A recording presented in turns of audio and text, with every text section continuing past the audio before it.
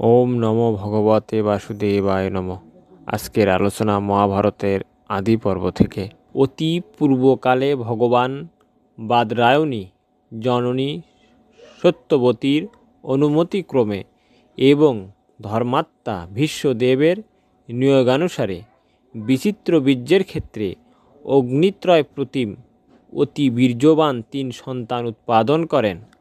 ওই পুত্রদ্বয়ের নাম ধৃতরাষ্ট্র, পাণ্ডু ও বিদুর। মহর্ষি ইহাদিগকে উৎপাদন করিয়া পুনর্বার তপস্যার নিমিত্তে আশ্রমে প্রস্থান করিয়াছিলেন। অন্যস্তর ওই 3 পুত্র জরাগ্রস্ত হইয়া লোকান্তরে গমন করিলে মহর্ষি নরলোকে এই পবিত্র ভারত সুপ্রচার করেন।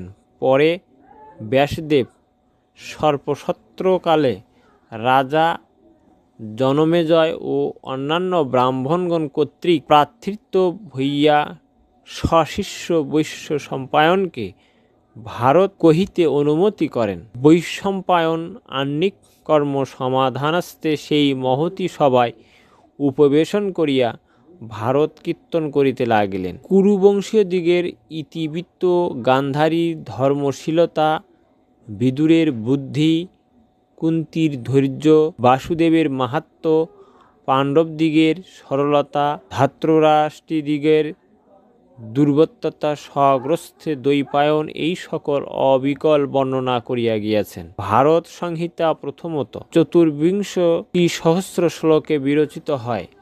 তাহাতে উপাখ্যান ভাগ এককালে পরিত্যক্ত হইয়াছিল।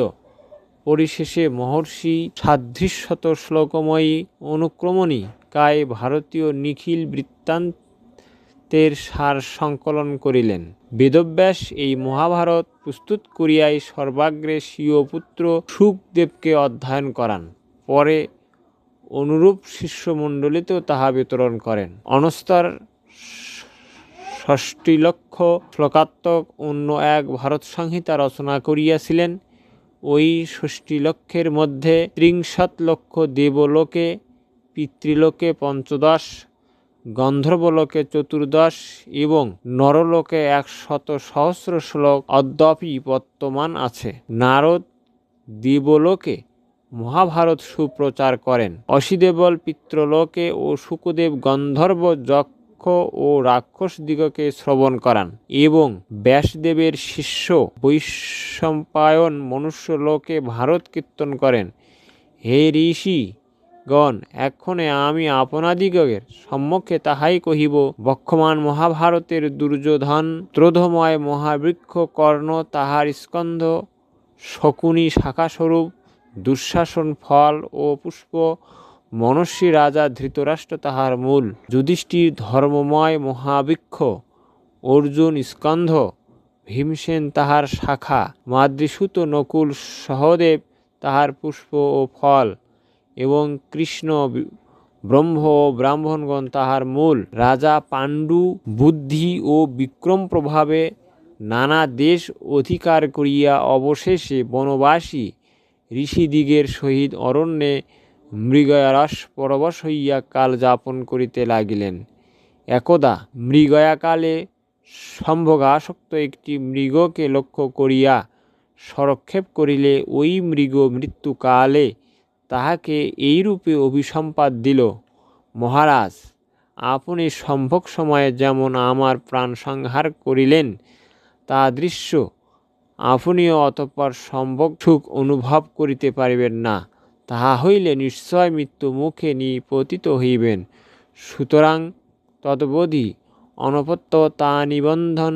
তিনি অত্যন্ত বিপদে আক্রান্ত হইলেন। অগত্যা ধর্ম, বায়ু, ইন্দ্র ও অশ্বিনী কুমারের ঔরসে পাণ্ডবদিগের জন্মলাভ হইল। কুন্তী ও মাদ্রী ঋষিদিগের সেই পরম পবিত্র আশ্রমে পাণ্ডবগণকে লালন পালন করিতে লাগিলেন। অনন্তর ঋষিরা জটাবঙ্কলধারী পাণ্ডবগণকে রাজধানীতে ধৃতরাষ্ট্রাদির নিকটে উপনীত করিয়া কহিলেন: ইহারা পাণ্ডুপুত্র অরণ্যে আমাদিগের প্রযত্নে রক্ষিত ও পরিবর্ধিত হইয়াছে। ইহারা আপনাদিগের পুত্র, মিত্র, শিষ্য ও ভ্রাতাস্বরূপ। এই বলিয়া ঋষিরা সেই স্থান হইতে প্রস্থান করিলেন। তাহারা পঞ্চপাণ্ডবকে এইরূপে সকলের পরিচিত করিয়া অন্তাহত হইলে কৌরব ও পুরবাসীগণ সহর্ষে সকলেই মহা কোলাহল করিতে লাগিল। তন্মধ্যে কেহ কহিল ইহার তাহার সন্তান নহে, কেহ কেহ কহিল তাহারই বটে, কেহ কেহ বলিল বহুকাল হইল পাণ্ডু রাজা লোকান্তরিত হইয়াছেন, সুতরাং ইহারা তাহার পুত্র, ইহাই বা কি প্রকারে সম্ভবপর হইতে পারে। যাহা হউক, ভাগ্যক্রমে আমরা অদ্য পাণ্ডু রাজার সম্মতি দেখিলাম।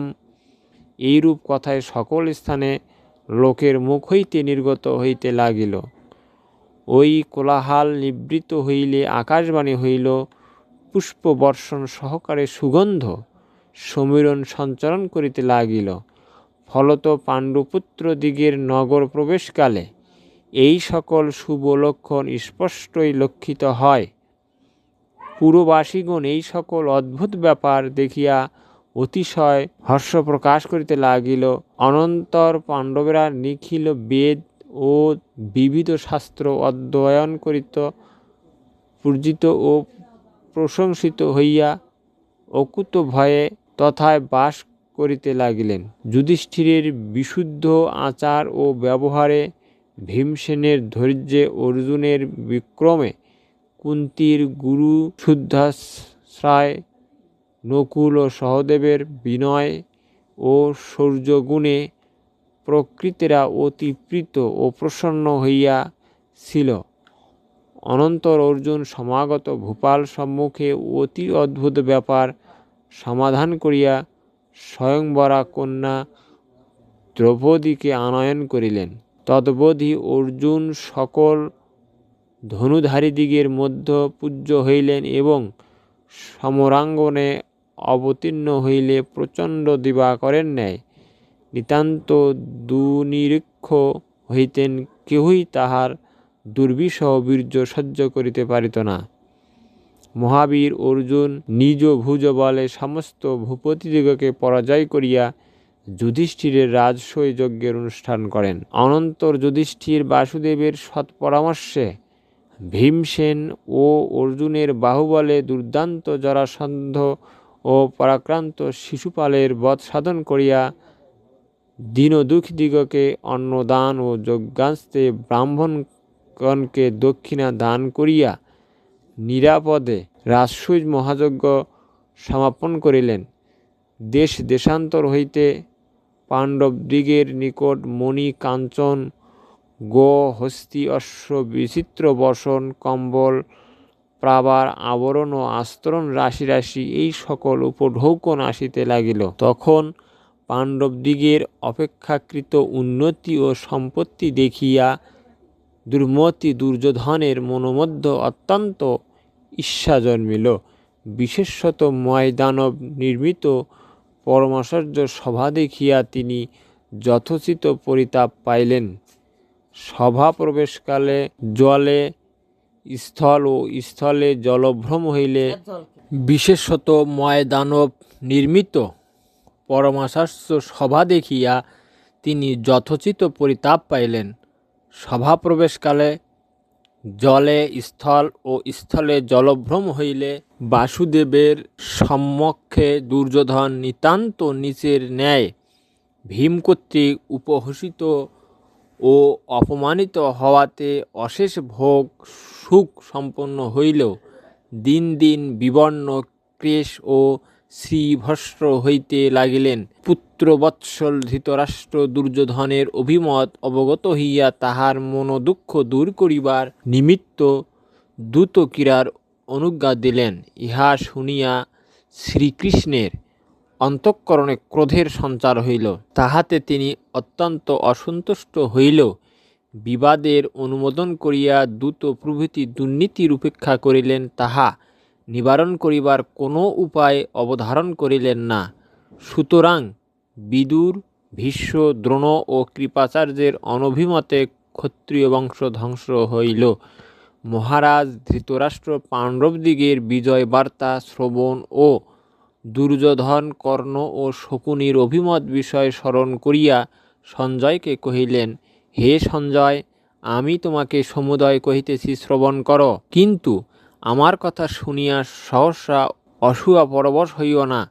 দেখো, আমার জ্ঞেতি বিবাদে সম্মতি নাই এবং সমক্ষে কুলক্ষয় হয়, আমি তাহাতেও প্রীত নহি।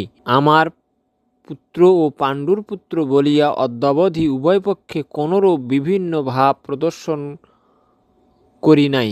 তথাপি পুত্রেরা ক্রোধাপরায়ণ হইয়া বৃদ্ধ বলিয়া আমাকে ঘৃণা ও অবজ্ঞা করে। আমি অন্ধ, সুতরাং পুত্র বৎসলতা বশত সকলেই সহ্য করিয়া থাকি। দুর্যোধন বিমোহিত হইলেও আমিও মোহে অভিভূত হই। দুর্যোধন মহানুভব পাণ্ডবদিগে রাজসূয়যজ্ঞে তাদৃশ্য সমৃদ্ধি দেখিয়া এবং সভাপ্রবেশকালে সেইরূপ উপহসিত হইয়া রুষ্ট ও অসন্তুষ্ট হইল। ক্ষত্রিয়কুলে জন্মগ্রহণ করিয়া রণস্থলে পাণ্ডবদিগকে জয় করিতে অক্ষম ও সমস্ত রাজ্য সম্পত্তি আত্মসাৎ করিতে পরায়ক হইয়া পরিশেষে গান্ধার রাজ্যের পরামর্শ গ্রহণপূর্বক যুধিষ্ঠিরের সহিত কপটদূত ক্রীড়া করিয়া সাম্রাজ্য অধিকার করিবার কল্পনা করিল। হে সঞ্জয়, আমি সেই বিষয়ে যাহা কিছু জানি তাহা অবিকল কহিতেছি, শ্রবণ কর। তুমি গুণজ্ঞ, মেধাবী ও বুদ্ধিমান, সুতরাং যুক্তিসঙ্গত কথা শুনিয়া অবশ্যই আমার বিজ্ঞতা ও বুদ্ধিমত্তার পরিচয় পাইবে। যখন শুনিলাম অর্জুন ধনুর্গুণ আকর্ষণ করিয়া অসংখ্য রাজগণ সম্মুখে লক্ষ্যভেদ করত, তাহা ভূতলে পাতিত ও দ্রৌপদীকে হরণ করিয়াছে, ততবধি আমি জয়াশয় নিরাশ হইয়াছি। যখন শুনিলাম অর্জুন দ্বারকার সবিক্রম প্রভাবে সুভদ্রার পানি গ্রহণ করিয়াছে, তথাপি বিষ্ণুবংশাবতংশ কৃষ্ণ বলরাম তাদৃশ্য ঘৃণিত ও নিন্দিত কর্মে উপেক্ষা করিয়া পরম সক্ষতাভাবে ইন্দ্রপ্রস্থে গমন করিয়াছেন, তদবধি আমি জয়াশয় নিরাশ হইয়াছি। যখন শুনিলাম দেবরাজ ইন্দ্র নিরবচ্ছিন্ন মুষলধারে বৃষ্টি করিতে লাগিলেন, কিন্তু অর্জুন তাহাতে কিছুমাত্র শঙ্কিত না হইয়া দিব্য স্বর জাল বিস্তার করত, সেই বৃষ্টি নিবারণ করিয়া খাণ্ডব দাহে অগ্নিকে পরিতৃপ্ত করিয়াছে, ততবধি আমি জয়াশয় নিরাশ হইয়াছি। যখন শুনিলাম কুন্তীর সহিত পঞ্চপাণ্ডব যতুগৃহের প্রজ্বলিত হুতাসন হইতে পরিত্রাণ পাইয়াছে এবং অসামান্য ধী শক্তি সম্পন্ন বিদুর তাহাদিগের অভীষ্ট সিদ্ধির নিমিত্ত যত্নবান আছে, তদবধি আমি জয়াশয় নিরাশ হইয়াছি। যখন শুনিলাম ভীমসেন বাহুবলে বলদৃপ্ত মগধাপতি জরাসন্ধকে বধ করিয়াছে এবং দিগ্বিজয় প্রসঙ্গে অনেকানেক ভূপতিদিগকে বশীভূত করিয়া রাজসূয় মহাযজ্ঞের অনুষ্ঠান করিয়াছে, তদবধি আমি জয়াশয় নিরাশ হইয়াছি। যখন শুনিলাম একবস্ত্রা অশ্রুমুখী দুঃখিতা রাজস্বলা দ্রৌপদীকে সনাথা হইলেও ও অনাথার ন্যায় সভায় আনায়ন ও নিতান্ত নির্বোধ দুঃশাসন তাহার পরিধেয় বসন আকর্ষণ করিয়াছে, তথাপি ওই দুষ্ট বিনষ্ট হয় নাই, ততবধি আমি জয়াশয় নিরাশ হইয়াছি। যখন শুনিলাম শকুনি পাশক্রিয়া করিয়া যুধিষ্ঠিরকে পরাজিত ও রাজচ্যুত করিয়াছে, তথাপি শান্ত ও সুশীল ভাতৃগণ তাহার অনুগতই আছে, তখন আর জয়ের আশা করি নাই। যখন বনপ্রস্থানকালে জ্যেষ্ঠ ভক্তিপরায়ণতা প্রযুক্ত পাণ্ডবদিগকে অশেষ ক্লেশ শিকার সহকারে বিবিধ হিত চেষ্টা করিতে শ্রবণ করিলাম এবং বিক্ষোভজীবী মহাত্মা স্নাতক ব্রাহ্মণগণ ধর্মরাজ যুধিষ্ঠিরের অনুগত আছেন, তখন আর জয়ের আশা করি নাই। যখন শুনিলাম অর্জুন কিরাতরূপী ভগবান মহাদেবকে যুদ্ধে প্রীত প্রসন্ন করিয়া পাশুপতাস্ত্র প্রাপ্ত হইয়াছে এবং স্বর্গে দেবরাজ ইন্দ্রের নিকট যথাবিধানে অস্ত্র শিক্ষা করিয়াছে, তখন আমি আর জয়াশা করি নাই। যখন শুনিলাম বরদানাদীপ্ত ও দেবতাদিগের অজয় পুলমাপুত্র কালকীয় দিগকে অর্জুন পরাজয় করিয়াছে এবং দুর্দ্রান্ত দানবদল দমন করিবার নিমিত্ত ইন্দ্রলোকে গমন করিয়া কৃতকার্য হইয়া প্রত্যাগমন করিয়াছে, ততবোধি আর জয়াশা করি না। যখন শুনিলাম ভীম ও অন্যান্য পাণ্ডবগণ যথায় নরলোকের সঞ্চারমাত্র নাই, এইরূপ দুর্গম স্থানে গমন করিয়া কুবেরের সহিত সমাগত হইয়াছে, তখন আর আমার জয়াশা নাই। যখন শুনিলাম কর্ণের পরামর্শক্রমে ঘোষযাত্রাগত মৎপুত্রেরা গন্ধর্ব দ্বারা সংযত ও অর্জুন কর্তৃক বিমোচিত হইয়াছে, ততবোধি আমার আর জয়াশা নেই। যখন শুনিলাম ধর্ম স্বয়ং যক্ষের আকার স্বীকার করিয়া ধর্মরাজ যুধিষ্ঠিরের সম্মুখে উপস্থিত হইয়া কয়েকটি প্রশ্ন জিজ্ঞাসা করিয়াছেন, ততবোধি আমি জয়াশায় নিরাশ হইয়াছি। যখন শুনিলাম বিরাট নগরীতে দ্রৌপদীর সহিত পঞ্চপাণ্ডব প্রচ্ছন্ন বেশে অজ্ঞাতবাস অবলম্বন করিয়াছে, কিন্তু আমার পুত্রেরা কিছুতেই তাহার অনুসন্ধান করিতে পারিল না, ততবোধি আমি আর জয়াশা করি নাই। যখন শুনিলাম বিরাটরাজ সশ্রুতা উত্তরাকে অলঙ্কৃতা করিয়া অর্জুনকে সম্প্রদান করিয়াছেন এবং অর্জুনও আপনার পুত্রের নিমিত্ত তাহাকে প্রতিগ্রহ করিয়াছে, তখন আর আমি জয়ের আশা করি নাই। যখন শুনিলাম নির্জিত নিধন নিষ্কাশিত স্বজন বহিষ্কৃত যুধিষ্ঠির সপ্ত অক্ষহীনী সেনা সংগ্রহ করিয়াছে এবং বলিকে চলিবার নিমিত্ত যিনি এক পদে এই সম্পূর্ণ পৃথিবী অধিকার করিয়াছেন, সেই ত্রিবিক্রম নারায়ণ তাহার বহুবিধ উদ্দেশ্য সংসাধন করিতেছেন, ততবোধি আমি আর জয়াশা করি নাই। যখন নারদ মুখে শুনিলাম কৃষ্ণার্জুন সাক্ষাৎ নরনারায়ণ অবতার, তিনি ব্রহ্মলোকে তাহাদিগকে নিরীক্ষণ করেন, ততবোধি আর জয়াশা করি নাই। যখন শুনিলাম বাসুদেব লোকের হিত সাধনের নিমিত্ত কুরুদিগের বিবাদ ভঞ্জন করিতে গমন করিয়া পরিশেষে চরিতার্থ না হইয়া প্রত্যাগত হইয়াছেন, ততবোধি আর আমি জয়াশা করি নাই। যখন শুনিলাম কর্ণ ও দুর্যোধন কৃষ্ণকে নিগ্রহ করিতে সচেষ্ট আছে, কিন্তু তিনি আপনার বহুবিধ রূপ প্রদর্শন করিয়া তাহাদিগকে নিঃশেষ্ট করিয়াছেন, তখন আর জয়াশা করি নাই। যখন শুনিলাম কৃষ্ণ প্রস্থানকালে নিতান্ত দীনা কুন্তীকে একাকিনী রথের সম্মুখে দণ্ডায়মানা দেখিয়া অশেষ সান্ত্বনা বাক্য তাহাকে আশ্বাস প্রদান করিয়াছেন, তখন আর জয়াশা করি নাই। যখন শুনিলাম বাসুদেব ও ভীষ্ম উভয়ে পাণ্ডবদিগের মন্ত্রী হইয়াছেন এবং দ্রোণাচার্য কায় মনোবাক্য নিরবচ্ছিন্ন তাহাদিগের শুভানুধ্যান করিতেছেন, তখন আর জয়াশা করি নাই। যখন শুনিলাম ভীষ্মদেব, তুমি যুদ্ধ না করিলে আমি যুদ্ধে প্রবৃত্ত হইব না, কর্ণকে এই কথা কহিয়া সেনাধিকার পরিত্যাগ করিয়াছেন, তখন আর জয়াশা করি নাই। যখন শুনিলাম অর্জুন বিষণ্ণ ও মোহাচ্ছন্ন হইলে কৃষ্ণ সশরীরে চতুর্দশ ভুবন দর্শন করাইয়াছেন, তখন আর জয়াশা করি নাই। যখন শুনিলাম ভীষ্ম প্রতিদিন রণক্ষেত্রে 10,000 লোকের প্রাণ সংহার করিলেও পাণ্ডব পক্ষীয় বিখ্যাত কোনো এক ব্যক্তিকে বিনষ্ট করিতে পারেন নাই, তখন আর জয়াশা করি নাই। যখন শুনিলাম ধর্মপরায়ণ ভীষ্ম পাণ্ডবদিগের নিকট আপনার বধোপায় অবধারণ করিয়া দিয়াছেন এবং তাহারা অত্যন্ত সন্তুষ্ট হইয়া সেই বিষয় সংসাধন করিয়াছে, তখন আর জয়াশা করি নাই। যখন শুনিলাম অর্জুন শিখণ্ডীকে সম্মুখে রাখিয়া মহাবলপরাক্রান্ত ভীষ্মকে নিতান্ত নিস্তেজ করিয়াছে, তখন আর আমি জয়াশা করি নাই।